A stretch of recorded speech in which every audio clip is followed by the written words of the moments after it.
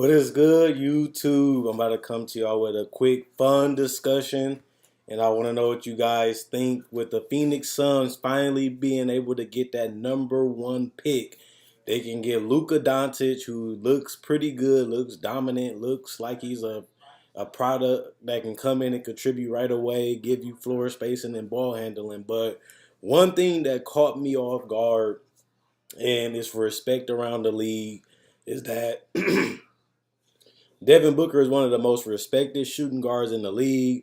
A lot of people say he should have been an all-star. A lot of people say if you look at what he's doing on the team that he's doing it on, he scored 70 points. He averaged over 20 points, and he's only 21 years old.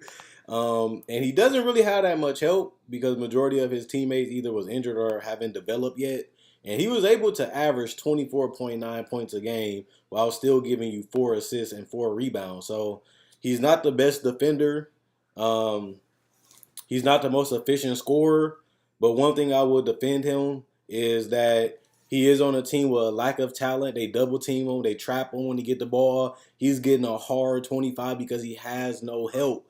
He has no other person that can really get buckets consistently and create their own shot enough. Like Josh Jackson was streaky, and he had a lot of bad shooting games. He put up a lot of numbers, but he was inefficient. Devin Booker is a guy that needs help. He needs somebody that he can count on. He needs somebody that when he throws the ball to him, he feel like they can go in there and finish the job or go in there and score the basketball without his help. Doncic can do that. He's proving that right now. And the other guy is Ayton.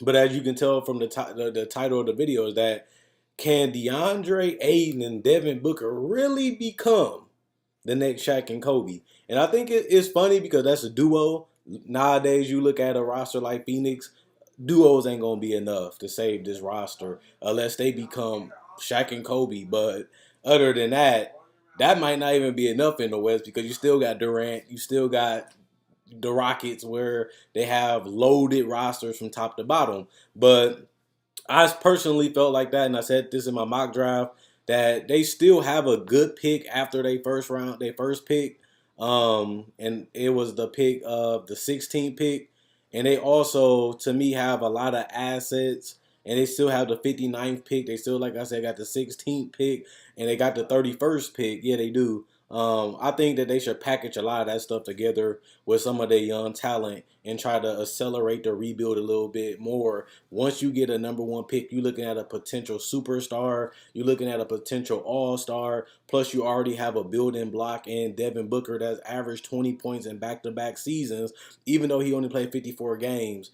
He showed that he can create his own shot. He can play in the pick and roll. He can knock down contested shots. He's a great three-point shooter, what you need nowadays. He can handle the ball. He has go-to moves like the step backs or the pull-ups or even the fadeaway jumpers, kind of like Kobe, like Michael, creating enough space to get the shot off. He is a difficult shot maker, but he also is a team player. He's not a guy that's just going to shoot all the shots. He averaged 4.7 assists, which is a lot for a shooting guard, even though James Harden averages more. This guy is still developing and he's 21. But like I said, the primary reason why Phoenix really did need this number one pick is because they need another star alongside Devin Booker. He's been getting beat up. He's been getting tore up because he has to do so much to give this team an opportunity to win. When you averaging 24 points a game, it's tough to do, especially when you on a bad team and everybody know the focus is stop Devin Booker and we win. Knowing that going into it got to be frustrating, knowing that you don't have nobody that you can really rely on consistently, and it has to be hard for him. But if he wants to stay in Phoenix, it's a good city. They have good ownership. They can put championship team around them, but they have trouble getting big name free agents because they don't have anybody to build around. Having Devin Booker will make people intrigued in coming to Phoenix.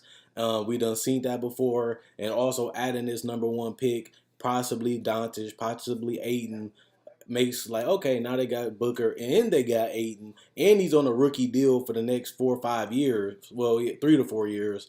And if that happens, you can get a max guy and just be paying Ayton very cheaply until it's time for him to get paid. And by then, you'll have the salary cap to keep all three of them if they've been able to do it. And they can, because like I said, they have Dragon Bender, they have Marquise Chris, they got Alex Len, who I think going to be restricted. They have a multiple picks in the future, in right now, that they can package together and get a borderline all-star or an all-star right away and put this team in contention to be a playoff team, kind of like what the Wolves did. They had Dunn, they had Levine, they had Wiggins, they had Towns. They got rid of the pick, they got rid of Dunn, they got rid of Levine, and got Jimmy Butler and made the playoffs. And that's basically what I'm saying.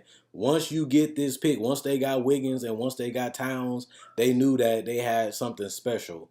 Even though Wiggins might not fit as good as in the team as we would think, he still has more seasons to do it, and they still paid him his money. So you might not want to keep Dragon. You might not want to keep Chris. There's still intrigue about them around the league. And you definitely want to keep Devin Booker. And the number one way to keep him is putting talent around him that makes him feel like they're going in the right direction, making it seem like they're putting winning as a priority. And the way to do that is trade those other picks. You definitely want to keep that number one pick unless you get a sure fire all-star. I don't think Kawhi Leonard would do it because he has had injury concerns for years. And on top of that, this is an injury that nobody really knows what's going on. Even the doctors, even when they talk about Kawhi Leonard possibly going away from San Antonio, they're not really telling us really what's going on with his body. So not knowing what's going to really go on with him, I wouldn't be in a rush to trade for him because you're going to be able to commit 5 years to him because he'd be a free agent next year and you'd be technically on the team when the season starts. But not knowing if he's going to be healthy for those 5 years is a lot of money to commit to a player that might not be healthy. I mean, might not be healthy while you're getting a healthy Deandre Ayton or Doncic that can come in and get a lot of minutes, get a lot of touches, and get them growing pains going to hurt. But they can really develop into stars, and they have the opportunity because at the end of the day, this team needs somebody that can score. This team does need help, and Devin Booker won't be. He wasn't mad when Josh Jackson got drafted. They even started him at one point, and he shot a lot of shots even then. But he still has a lot of developing to do. So even if they keep the number one pick and draft a guy like Ayton to eat up that middle, I can definitely see him trying to get another all-star or a borderline all-star player to come in and try to contribute to accelerate this process so they can make a potential run at the championship. I mean, run at the playoffs and then build towards championship around their nucleus. You definitely want to have two great players, but you definitely want to have that cap space to get a third because this is an era where you have multiple all-stars on most championship teams now. And now you have 4 all-stars just on Golden State. So you definitely want to get as much talent as you can and you definitely want to be winning as a priority when you have a player like Booker caliber. He's not a defender like Kobe. Ayton is still he still has to polish his defense. He still has to polish a lot of his offensive game if he wants to come in and be dominant in the NBA. Yes, if he gets drafted, he might be the rookie of the year because he's going to come into an opportunity where he's going to get as many touches as he needs. And like I said, Devin Booker is a guy that plays in the pick and roll, and you can't really guard Devin Booker because he can shoot and he can drive, and he has floaters, and he has fadeaways, but he can always dump it off to Ayton, who can shoot that 15 and inside with will pull up jumpers and dive into the rim with alley oops and just dive into the rim like dunking, kind of like Amari Stoudemire. You got a mobile big that can rebound the basketball, hit the jumper, and dive inside the paint when he has to, and you have a player of Devin Booker caliber that can shoot that three, but also handle the ball and make the right decisions when he has to and score at will at worst case scenario. So that's a dynamic duo that you want. And we've seen what happened with Steve Nash and Amari Stoudemire. They got number one seeds in the West. They was able to go to a conference finals, and they lost to the Lakers though. But they achieved some things, and Steve Nash obviously became an MVP. So this shows you that this can be one of the better duos. And like I said, Devin Booker's only 21 years old. He's not that much older than Ayton. So they can really grow and really develop together and really get some chemistry and really get some of them growing pains and that hate of losing. And that can possibly develop into something very dangerous in the future. We talking 3 to 4 years from now. You have a big that can basically score in multiple ways, and you have a shooting guard that can do the same. But the worst part about it is neither one of them are known for their defense, and that's going to hurt going against teams like Houston and Golden State and teams like Boston where they execute and they punish you for having bad defenders. That's something that they definitely going to clean up. But hey, like Like I said, they 21. Even Josh Jackson was supposed to be known as a perimeter defender. His defense wasn't that great, and he was known as a defender coming into the draft, and it wasn't really that good. So they're coming to a new level. They got to adapt. They got to adjust. But Devin Booker done averaged 20 points a couple of times already, you guys. Just imagine what he can do if he had more help and another go-to guy. Plus, they have a lot of young talent and picks that they can possibly get that third piece. And if he fits the age group too, this can possibly be one of the best teams in the NBA very quickly. And if they decide to do that, I can't blame them because you want to win as fast as you can. And like I said, if you even have to give a Bender or if you got to give a Marquise Chris, you can always just either draft later in the draft picks or trade them to get another player, and you still have Ayton, and you might still have Lynn, who you can get cheaply because he didn't play that well. So his contract shouldn't be that bad. So you still have another big in that regard. So I like this team. I like their future right now. I'm glad they got the number one pick. They have some shooters like Jared Dudley.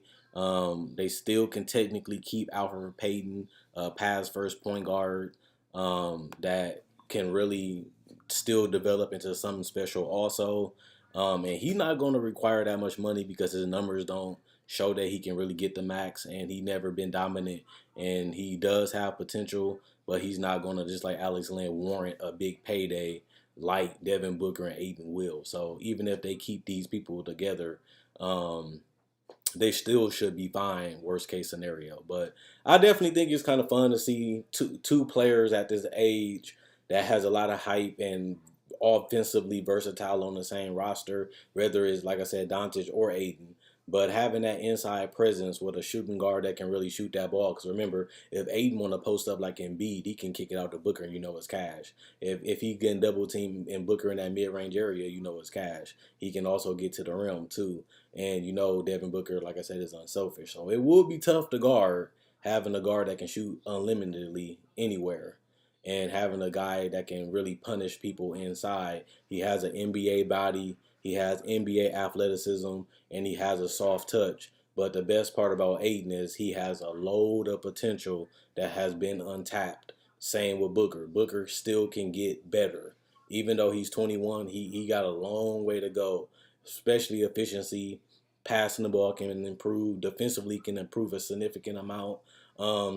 Shot selection is something that I'm not really going to drill a hole in because, like I said, he is the best player on the team, and you have to take contested late in the shot clock shots and stuff like that, so I can't really blame him. Plus, you know, once you see how bad your teammates is, you lose confidence in them a little bit. Even if you want to be a team player, you still know what your teammates can do and what they can't do because you be around them and practice with them all the time. But I do like that comparison, Shaq and Kobe. It's not the most ideal look, but Ayton saying, hey, we got huge potential. If we can get on this roster together, we can be scary. And Shaq and Kobe is 3-time champions, and they dominated the Western Conference for many years. And this team, with those two players at that age, they can be scary. They can be scary. And I actually think Booker is better than Wiggins because the fact that he can shoot better and he handles the ball and makes plays better than Wiggins. And he's a guy that can also play off the ball because of his shooting ability. So I think they can potentially be better than the Wolves if they can get that third guy, or if Josh Jackson develop into that third guy. And worst case scenario, you keep the picks in the second round and the first round, and you just try to find good guys you can plug into your roster.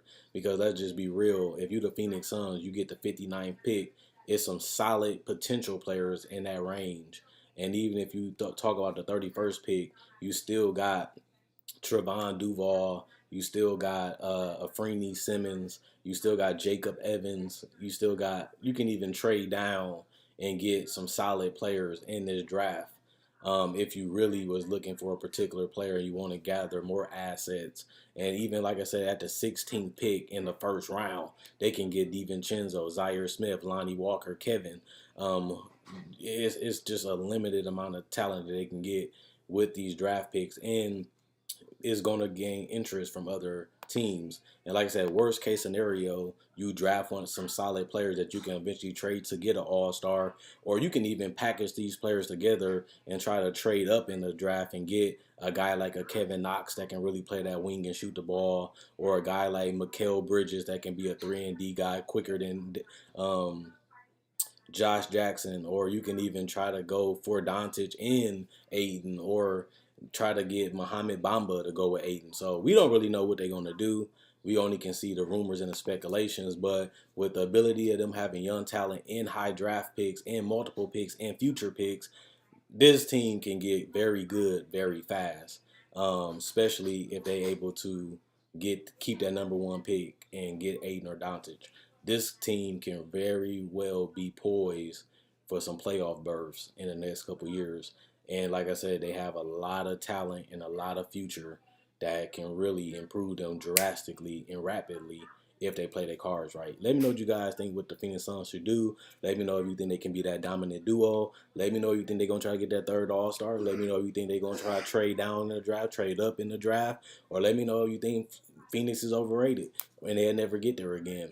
Or you're a fan that think that, hey, we in the right place right now. We got a potential star. We have a star in Devin Booker, and we have potential to add another number one piece that can accelerate our growth and gain more attention from other stars, that they won't have no problem in coming to Phoenix as a free agent or even getting traded to Phoenix. And they have the young assets and the picks already to trade to get these type of players. Or do you think Josh Jackson the bust? Do you think he's going to improve? Do you think he should be the 3?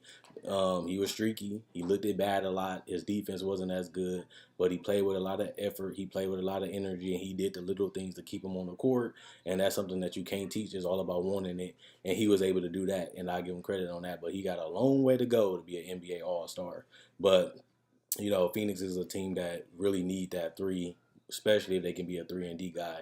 I can see them definitely trying to get that spot filled, or worst case scenario, try to pan out that 4 position too.